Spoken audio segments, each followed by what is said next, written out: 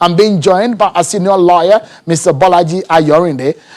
Thank you so much, Senior Advocate, for joining us tonight on the program. But before we get into the NBA matter, let me quickly get your view on the intervention of the Vice President, Professor Yemi Osinbajo, on the CAMA law, especially the section 839, which stipulates that the CAC may appoint trustees for a religious organization in the event of a misconduct or mismanagement, a matter that has generated agitations within the religious cycle. Take a listen to what the Vice President said on that law when he was addressing the Nigerian Bar Association conference.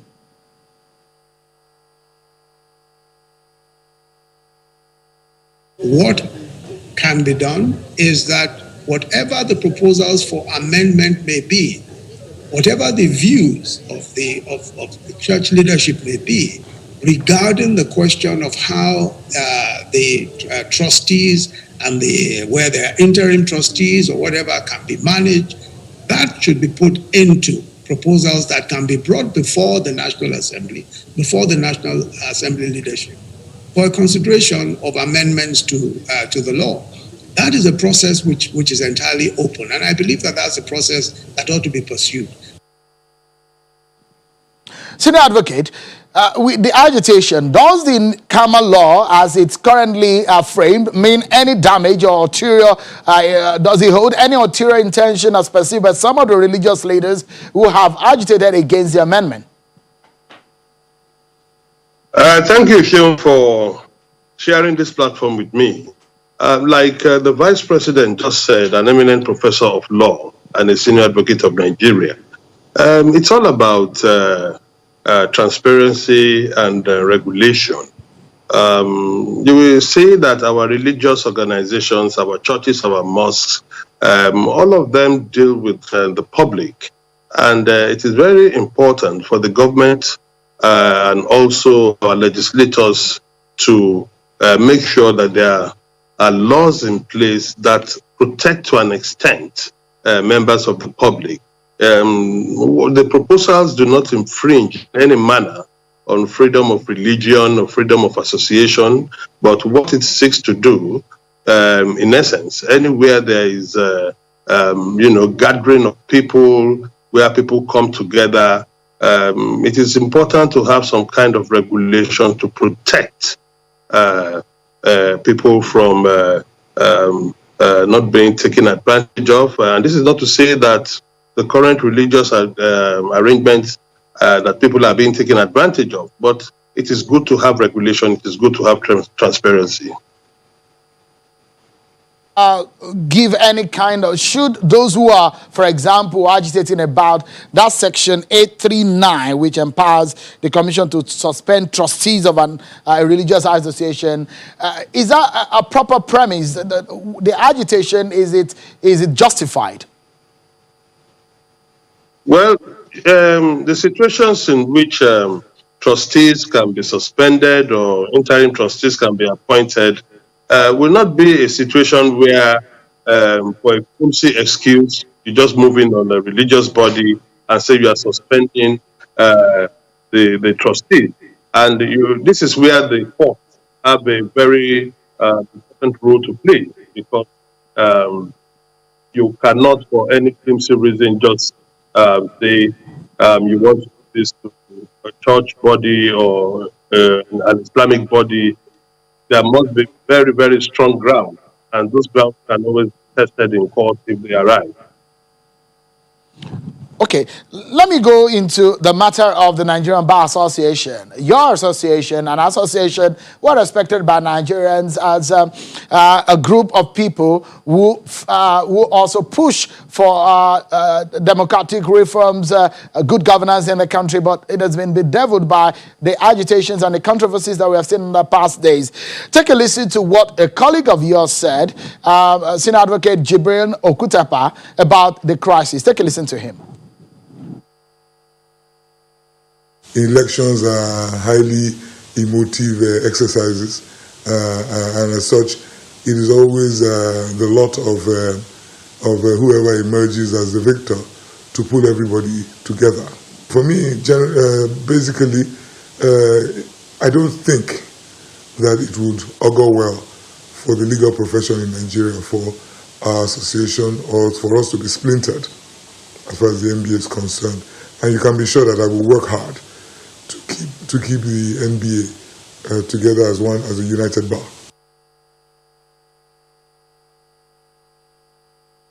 It will be myopic and short-sightedness for anyone to say that membership of Nigerian Bar Association is statutory. It is not. When you are talking about division of the bar is not divided, but the association of lawyers is what is being proposed to be divided because of primordial partisan interest of those we thought are the shining examples of the profession compromising and wanting their interests.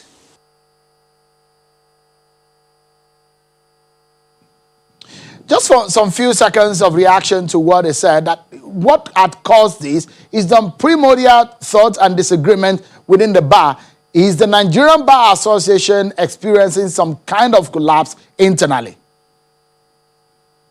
Well, thank you, Shehu. I'm glad that you showed a clip by the new president of the bar, Olumide Apata, before you showed the clip from my latter brother, Silk Okutepa.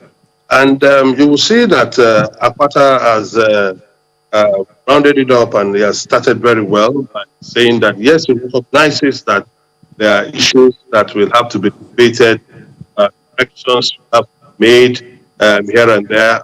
He's determined a united bar. Going to my learned friend and brother Okutepa, you will see that he used the word debated. Means that we must continue to engage ourselves. You cannot have an association of over 50,000 members or thereabout, and you expect everybody to be on the same page all the time. That would be disagreement. For the gentleman wrote letter to the Attorney General, sincerely, I think it's just a knee-jerk response or reaction to an event. It's not something we should take seriously, but we shouldn't really lose too much. All right, just a moment, Senior Advocate. Let's take a break, Senior Advocate. But when we come back, we'll talk more about the implication of that NNBA, the new Nigerian Bar Association, and what it means going forward for the Nigerian Bar Association. And of course, the issue of the governor of Kaduna, which was the bedrock of all of this crisis. And when we come back also, we will also look at the plight of students sponsored by the NDDC in the UK and some part of the world who have protested the non-payment of their tuition. There appears to be some news. Find out after this break.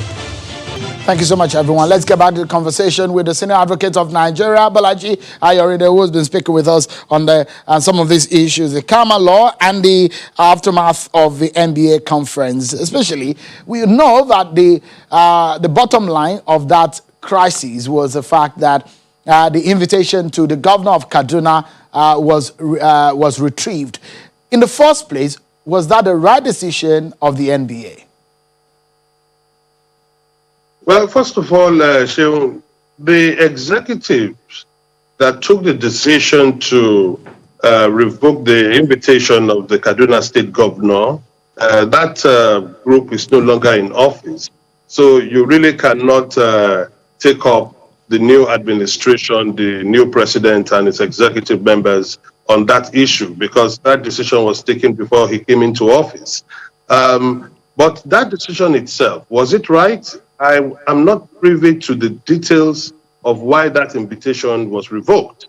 But I understand that there was a petition by thousands of lawyers who said, look, listen, we are not happy with the position of some of the political leaders to the issue of human rights, to the issue of obedience of court orders, and stated their case. And I think that decision was taken based on that.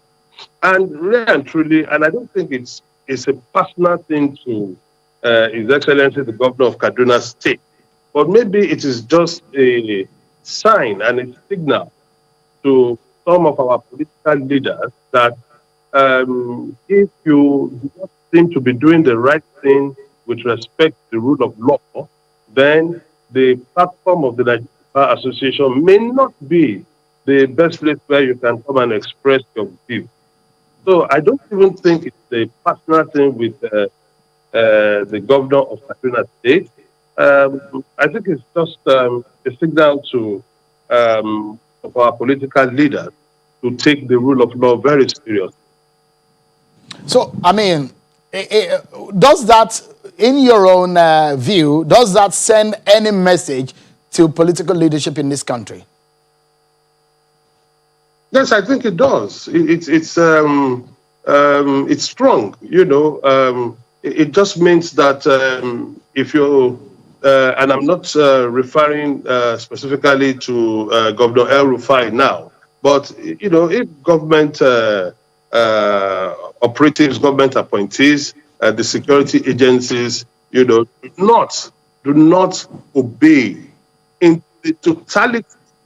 Do not obey in the totality pronouncements of our courts, then they should not have a platform, at least at the NBA, to pontificate. So if it is for the sending of the right signal, I appreciate what has been done.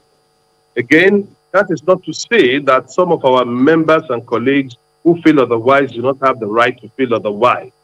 Like I said, it's a matter that is for continuous debate.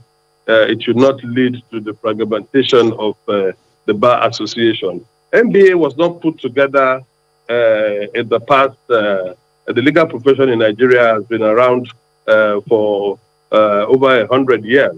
It was not put together based on reaction to some event or one. You know, NBA came about. People sat down, people of reason, people of pedigree, sat down, lawyers, non-lawyers, to put together an association that has stood the test of time.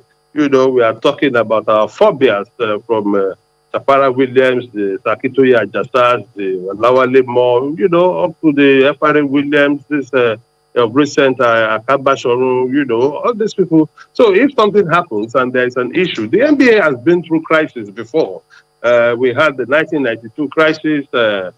People like Chief Awomolo all moved around and put the NBA back together again. So I don't think that this would fester on for too long.